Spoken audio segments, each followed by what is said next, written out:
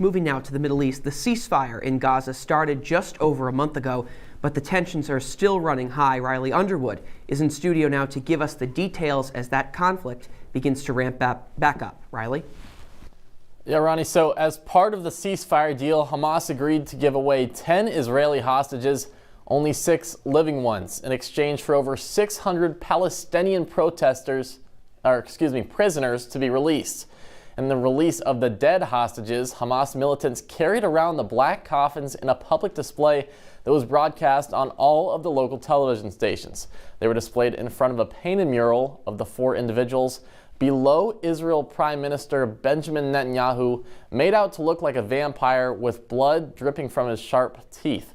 The problem, though, arose when it was determined that one of the bodies that was returned was the wrong one. These Hamas monsters also cynically refused to bring back the boy's mother, Shiri, and sent the body of a Gazan woman instead, in brazen violation of the agreement.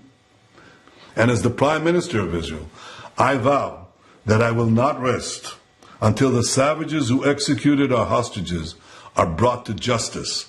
They do not deserve to walk this earth. Nothing will stop me.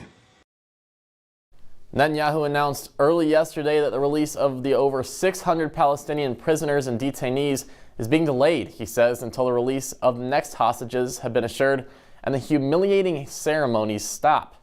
Israel was set to release the largest group since the start of the ceasefire, which was to include over 150 prisoners with life or high sentences and around 450 detainees taken from Gaza that have been kept since October 7th, 2023.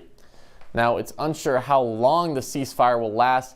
This was supposed to be the first of 3 phases, which would ultimately end the release of all captives and a permanent ceasefire.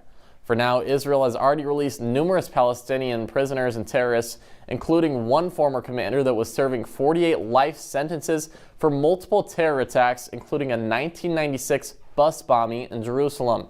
He was in attendance for the hostage handovers, which had become something of a spectacle for local audiences. Earlier this month, U.S. President Donald Trump said that he planned to take over the Gaza Strip and turn it into a tourist destination and create what he called the Riviera of the Middle East, which would mean the U.S. owning the land and relocating everyone on the Palestine side to Jordan and Egypt. The leaders of those countries rejected the idea. Trump said he was surprised since the U.S. pays billions of dollars to Jordan and Egypt each year, but now says he's not forcing it and that he's just going to sit back and recommend it. One American is still being held hostage by Hamas, a 21-year-old from New Jersey.